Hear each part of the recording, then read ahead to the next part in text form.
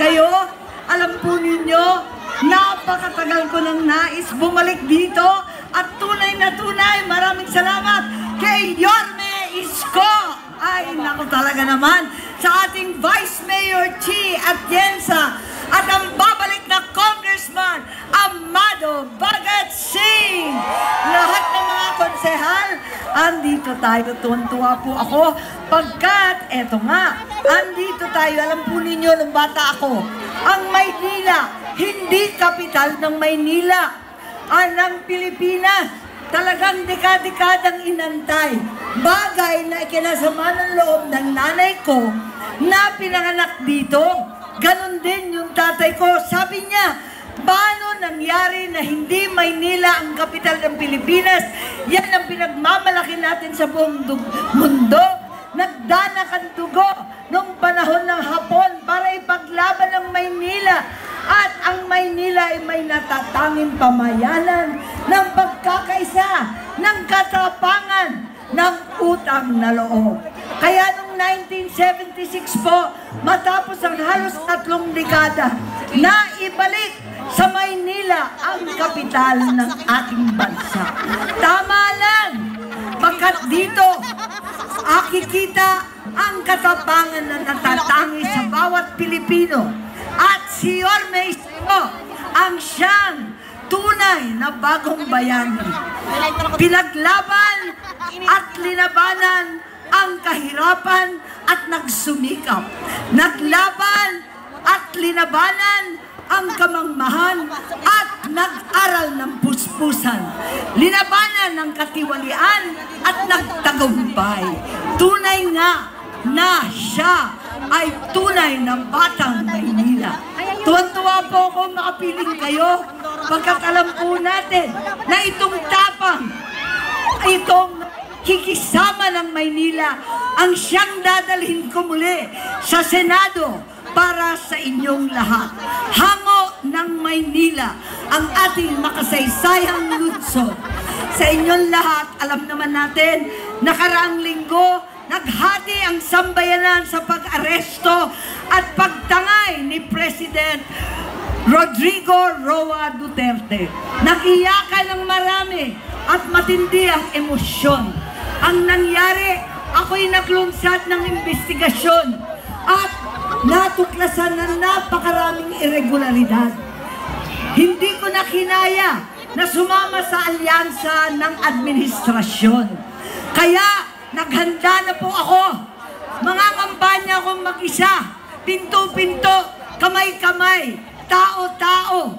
Pero dito sa Maynila, hinakap ako ng inyong mga konsehal, ng ating kongresista, higit sa lahat, ni Vice Mayor Chi at ni Mayor Isko. Maraming salamat. At talaga naman, tatanawin ko ito habang buhay.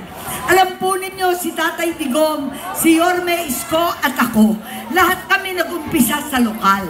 Sa lokal na pamunuan kung saan matindi ang tenga namin, makarinig ng kalam ng sikmura kesa sa pardagulan ng politika. Matindi at malakas ang boses namin sa pagtanggol ng mahihirap kesa sigawan ng walang katapusang bardagulan. Kaya't eto, sanay po kami sa agaran solusyon, tunay na aksyon. Alam ko na marami rito ang ating mga solo parents. Sino rito? Ang mga tanay, natay, nag-iisa, walang sustento, kumakayod. Sabay-sabay po tayo. Tulungan natin ang mga solo mommy pagkat nahihirapan na. Walang tiyempo sa sarili. Walang tiyempo at takbo ng takbo sa anak at hanap buhay. Walang datong kulang ang pera at mag-isang kumakayod. Higit sa lahat, walang love life at wala ring jowa. Kaya bigyan po natin ng sustento ang solo parents. Nabigyan na natin ng discount. Tuloy-tuloy pa natin ang tulong sa kanila. Ganon din ang ating PWD. Ganon din ang lahat ng kinakailangan natin. Ganang ninyo, sino rito ang lolo at lola na. 60 and above. Magtapat, aminin. Ayan, tulungan po natin at bigyan natin ng tulong ang bawat lolang umarugat o malakas sa atin. Sadyang binigyan na natin ng social pension.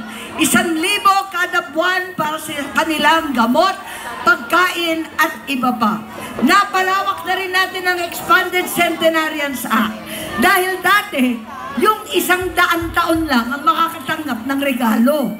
Iilan lang naman na makakaabot ng 100 taon. Ngayon, may regalo na ang 80 years old, 85, 90, 95, 10,000 pesos. Palawakin pa natin yan.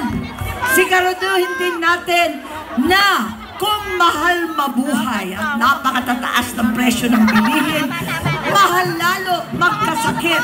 Magpatayo tayo mismo sa Maynila ng specialty hospitals. Tulad ng pinatayo ng nanay ko, Philippine Heart Center, Kidney Center, Lung Center, Children's Center, para hindi na mahirapan ng taga Maynila. Tama po ba yun? Hindi po ba kaya natin? Higit sa lahat, saan tayo lulugar? Mahirap magkasakit, napakamahal mabuhay, mas lalong parusa ang mamatay. Naku po, ang libreng libing po ay aking batas at sinisigurado natin na yung mga namatayan, nagluluksa, na nag-iiyakan, namumroblema pa sa pagbayad ng kanilang libing. Tulungan po natin lahat yan. Napakasimple ng pangarap ng Pilipino. Payak at simple lamang, sapat na pagkain, bahay kahit papano, at mga anak na nakakapag-aral, at may matatakbuhan sa araw ng kapangangailangan. Tunay nga, etong pangarap na ito, deserve natin sa Maynila, deserve natin sa City Hall, the service mula sa Senado. Sa inyong lahat, sulit senador po, 39 pesos only. Huwag ninyong kalimutan, ano man ang problema, ay may solusyon. Ay may solusyon po, 39 sa balota. Maraming salamat. Ay may Marcos po para senador. Maraming salamat po at huwag naman po natin kalilimutan i-shade ang number 39 para sa ating puting senadora, Amy Marcos!